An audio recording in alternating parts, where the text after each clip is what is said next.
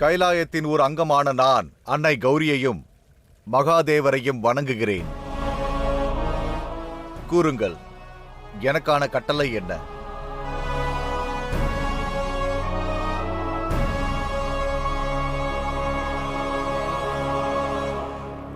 என் சகோதரன் கிரௌஞ்சனின் பலம் அவனது அடையாளத்தில் உள்ளது.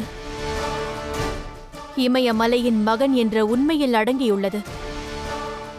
பர்வத அரசன் மைந்தனின் தாக்குதலில் இருந்து மகா பர்வதம் கைலாயத்தின் அங்கம் என் மகனை பாதுகாக்கும். நீ பாதுகாப்பாய். எனது மகன் கார்த்திகேயனின் கவசமாக இருப்பாய். செல்.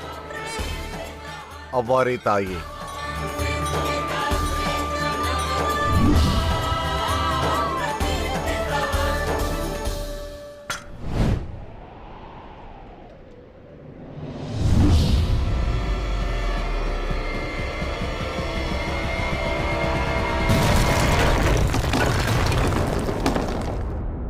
வாய்ப்பில்லை.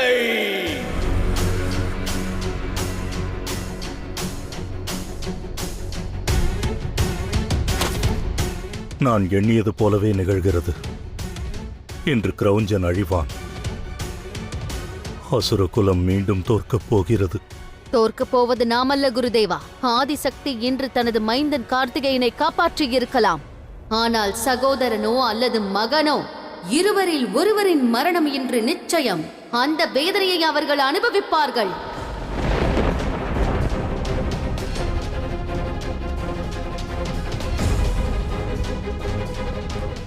இறுதி வாய்ப்பளிக்கிறேன் மாமா அவர்களே. மகாதேவர் முன்னிலையில் சரணடைந்து விடுங்கள். நான் பர்வத அரசனின் மைந்தன். சிதறுவேனே தவிர என்றும் வீழமாட்டேன். யுத்தம் புரி மருமகனே, யுத்தம்.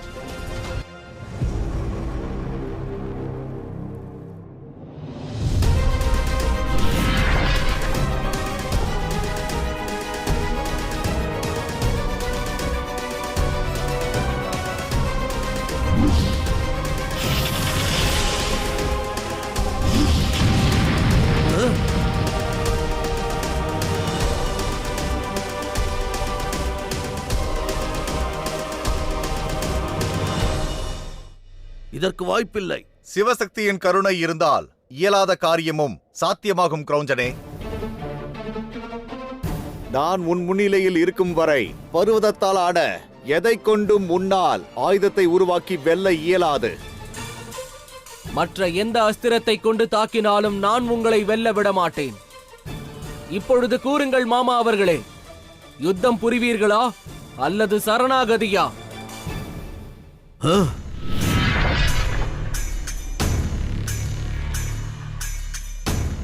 இறுதி மூச்சு உள்ளவரை நான் யுத்தம் புரிவேன்.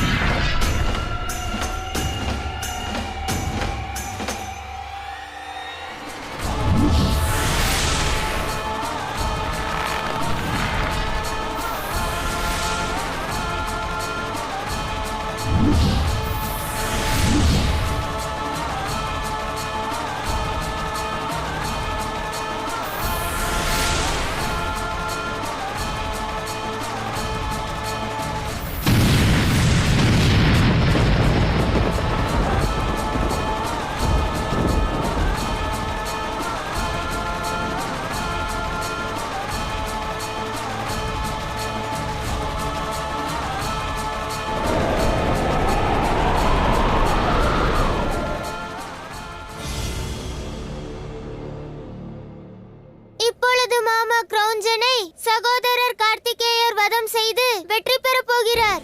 வெற்றியின் அமிர்தத்துடன் கார்த்திகேயன் தன் மாமனை வதம் செய்த நஞ்சையும் பருக வேண்டியிருக்கும்.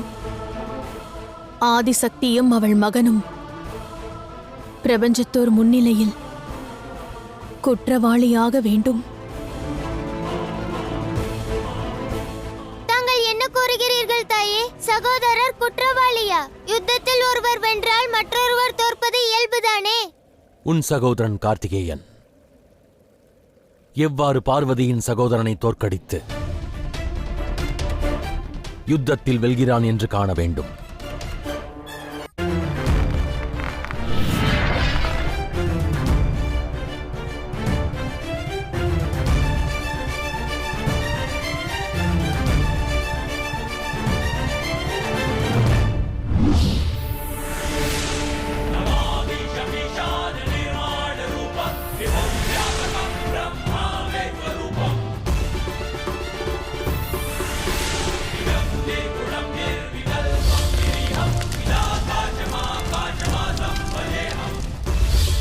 ஓம் நம சிவாய.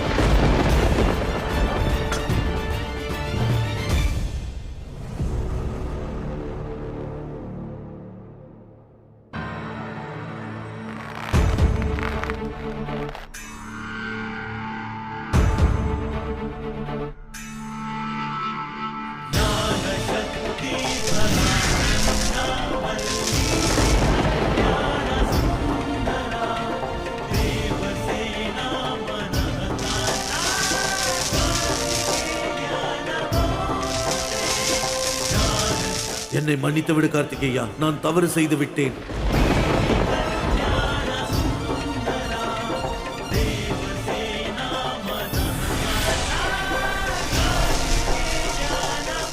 என்னை மன்னித்து விடு கார்த்திகேயா, உனது மாமனை நீ மன்னிக்க மாட்டாயா மருமகனே?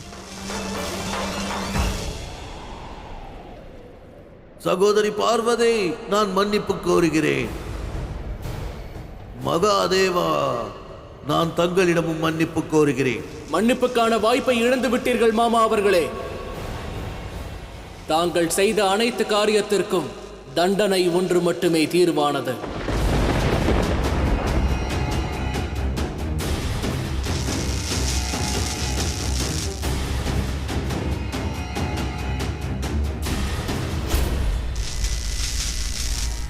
கார்த்திகேயா, இவ்வாறு செய்யாதே மகனே.